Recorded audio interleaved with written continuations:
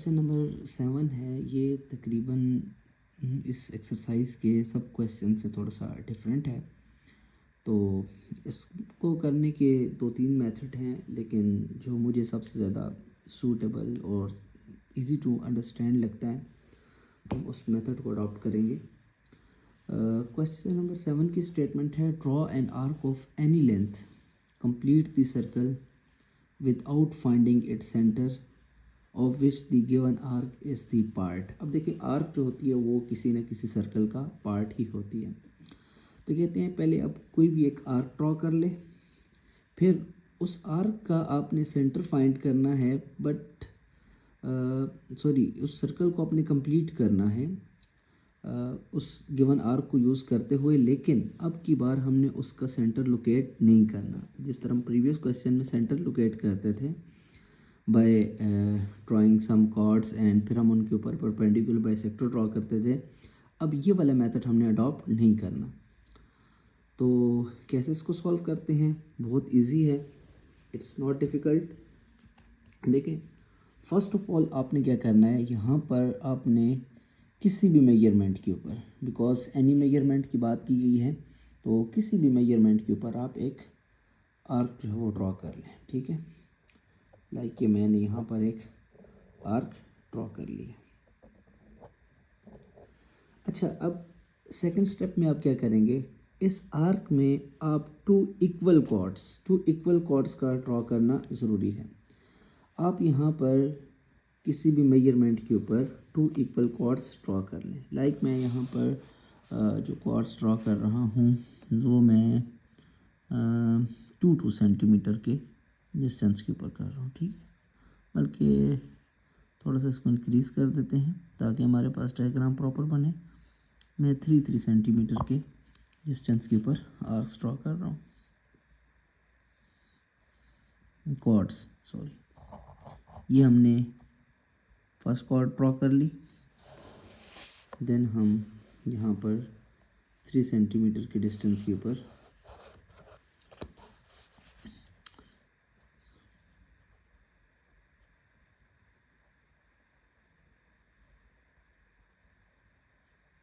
ये 3 सेंटीमीटर के डिस्टेंस के ऊपर हमने एक दूसरी कॉर्ड ड्रॉ कर ली।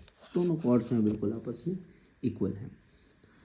अब हम नेक्स्ट स्टेप क्या करेंगे, अब हम ये जिस पॉइंट के ऊपर दोनों कॉर्ड्स एक दूसरे को मीट कर रही हैं, सपोज़ ये ए पॉइंट है, ये बी पॉइंट है, ये सी पॉइंट है, इस बी के ऊपर एक दूसरे को मीट कर रही हैं, यहाँ पर हम एक छोटा सा एंगल ड्रॉ करेंगे।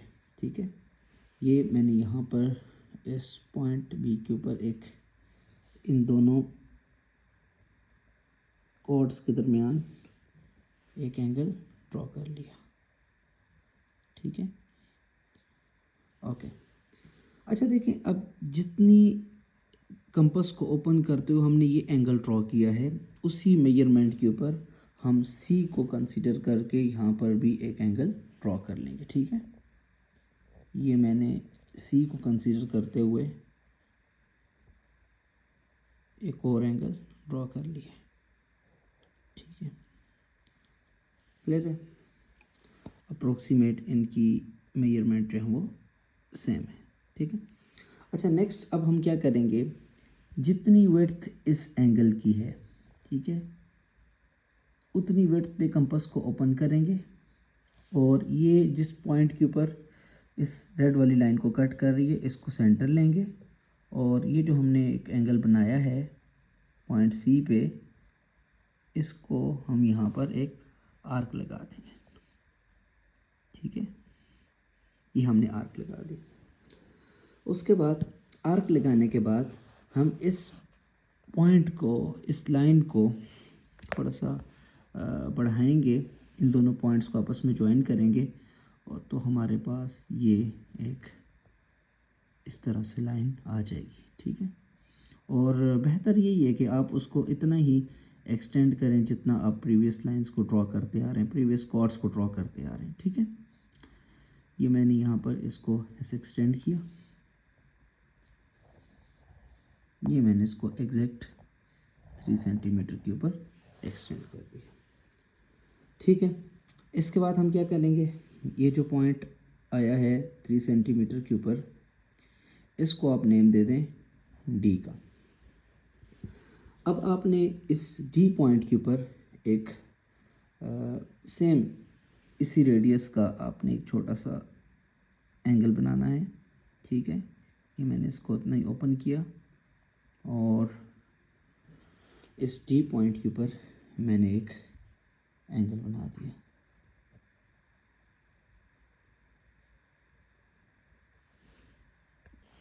अच्छा, यहाँ पर हमने एक माइनर सा एरर कर दिया है, वो ये है कि ये जो पॉइंट सी है, इस पॉइंट सी को और इस पॉइंट को हमने ज्वाइन करना था, गलती से हमने इस पॉइंट को ज्वाइन कर दिया, ठीक है। तो इसको मैं थोड़ा सा रेस कर रहा हूँ।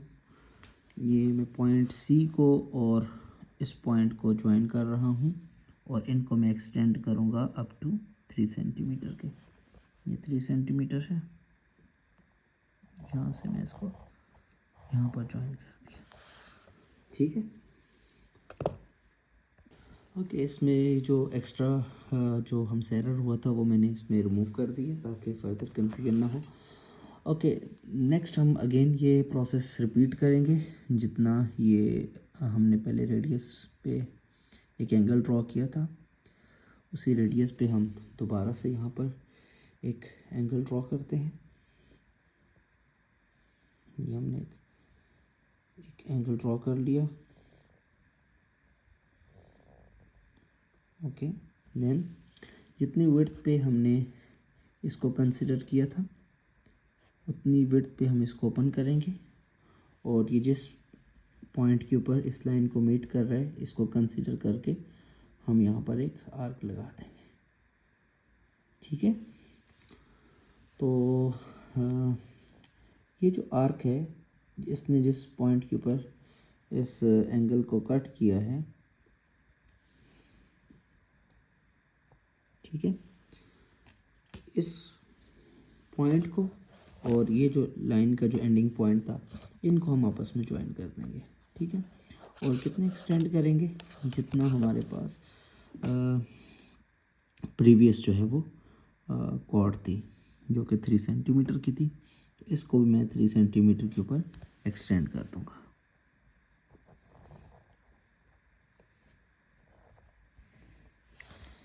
ये सी पॉइंट, ये डी पॉइंट और इस पॉइंट को मैं नेम दे दूंगा ई पॉइंट का।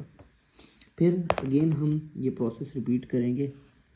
जितने रेडियस के ऊपर ये हमने एक सर्कल बनाया हुआ था, एक एंगल बनाया हुआ था, इसी रेडियस के ऊपर हम इसको ओपन करेंगे। ये मैंने ओपन कर ली और अब हम ई को सेंटर लेंगे और यहाँ पर अगेन हम एक एंगल जो है वो ड्रॉ कर लेंगे, ठीक है।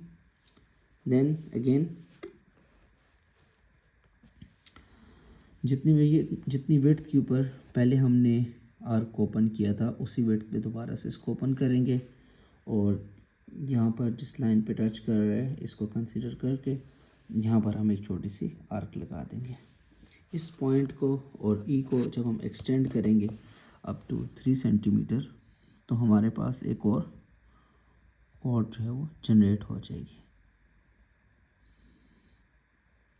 ठीक है।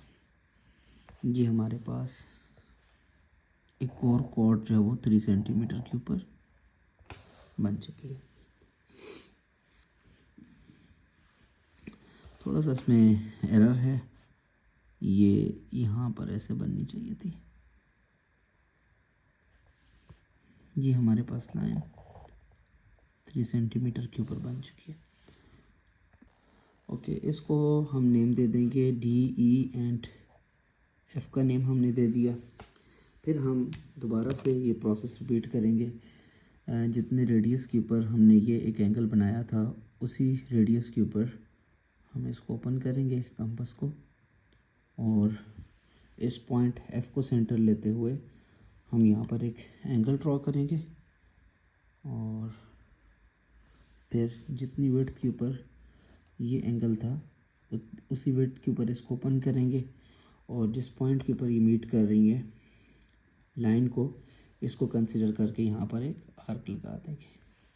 अब एफ को और इसको हम जब ज्वाइन करेंगे तो हमारे पास ये एग्जैक्ट 3 सेंटीमीटर की लाइन लग जाएगी। ठीक है, तो इस तरह से अब ये हमारे पास ये कुछ पॉइंट्स जो लोकेट हो गए हैं, एफ ई डी ये पॉइंट। अब हमने क्या करना है, बिकॉज सेंटर तो विदाउट फाइंडिंग इट सेंटर हम एक ये सर्कल ड्रॉ कर रहे थे, तो अब अपने क्या करना है, यहाँ पर इस तरह हल्की सी कर्व आपने बना देनी है। ठीक है, हम यहाँ पर कंपास का यूज़ कर सकते हैं, बट क्वेश्चन में मेंशन है कि सेंटर को आपने यूज़ नहीं करना। सो अगर हम कंपास का यूज़ करते तो यहाँ पर सेंटर को यूज़ हो जाता। सो दैट्स वाई हमने ये इस तरह से डॉटेड लाइन में हम यहाँ पर एक कर्व सी बना देंगे। ठीक है, तो ये हमारे पास एक सर्कल जो है वो जनरेट हो चुका है। अच्छा, अब इसमें कुछ टिप्स हैं इस क्वेश्चन में, वो ये है, नंबर 1, एक तो आप जितनी कॉर्ड्स की मेजरमेंट छोटी रखेंगे उतना आपके पास एक्यूरेसी ज़्यादा आएगी इसमें। और सेकंड थिंग ये है कि जितनी आप आर्क्स की कॉर्ड्स की आप मेजरमेंट स्मॉलर रखेंगे उतने ही ज़्यादा आपके पास पॉइंट बन रहे हैं। तो हो सकता है जैसे मेरे पास ये ए से स्टार्ट होकर एफ़ पॉइंट लास्ट था, तो किसी के पास एफ़ से ज़्यादा पॉइंट भी हो सकते हैं, किसी के पास इससे कम भी हो सकते हैं। ये डिपेंड करेगा कि आपने शुरू वाली आर्क की मेजरमेंट क्या रखी है और इसके ऊपर जो आपने ये जो इक्वल आर्क्स लगाई हैं उनकी आप मेजरमेंट कितनी कंसिडर कर रहे हैं। ओके, अब हम इसके स्टेप्स ऑफ कंस्ट्रक्शन के बारे में बात करेंगे। तो फर्स्ट स्टेप ये आएगा, draw an arc of any measurement. यहाँ पर हमने एक ये जो ब्लू कलर में मैंने आर्क ड्रॉ की हुई है, ये हमने किसी भी एक मेजरमेंट के ऊपर एक आर्क ड्रॉ कर ली थी। Draw 2 chords A B and B C of equal length on that chord, और इस ऑन दैट आर्क, इस आर्क के ऊपर हमने ए बी और बी सी 2 इक्वल हमने chords ड्रॉ कर ली थी। Then draw internal angle of A B and B C. अब हम क्या करेंगे, जो हमारे पास इंटरनल एंगल ये सारे के सारे इक्वल हैं, इनको हम क्या कहते हैं, कोई नेम देते हैं, थीटा का नेम देते हैं। ठीक है, यहाँ पर भी हमारे पास क्या देगा, थीटा एंगल आ जाएगा। तो हमने एक इंटरनल एंगल थीटा जो है वो ए बी और बी सी के ऊपर ड्रॉ कर लिया। Draw same angle theta at point C and C D is equal to B C. हमने सेम एंगल थीटा यहाँ सी के ऊपर भी ड्रॉ किया और इस तरह से ड्रॉ किया कि जो हमने लाइन एक्सटेंड की सी डी ये बी सी के इक्वल आ जाए। फिर हमने ये प्रोसेस कंटिन्यू किया, again construct angle theta at point D. हमने दोबारा से इस डी पॉइंट के ऊपर एक एंगल थीटा ड्रॉ किया, इस तरह से ड्रॉ किया कि जब हमने इसको एक्सटेंड किया टू पॉइंट ई, तो डी ई लाइन और सी डी लाइन ये आपस में क्या थी, इक्वल थी। ये सेम प्रोसेस हमने कंटिन्यू किया, हमने ई के ऊपर एंगल बनाया, एफ के ऊपर एंगल बनाया। We continue this process to obtain E and F. फिर हमने क्या किया, जब ये हमारे पास ए से लेकर एफ तक के सारे पॉइंट्स आ गए, फिर हमने इनको एक कर्व की शेप में हमने इनको आपस में ज्वाइन कर लिया। तो इससे क्या हुआ, ये हमने इस आर्क को एक्सटेंड करके एक सर्कल क्रिएट कर लिया। ये था हमारे पास क्वेश्चन नंबर 7।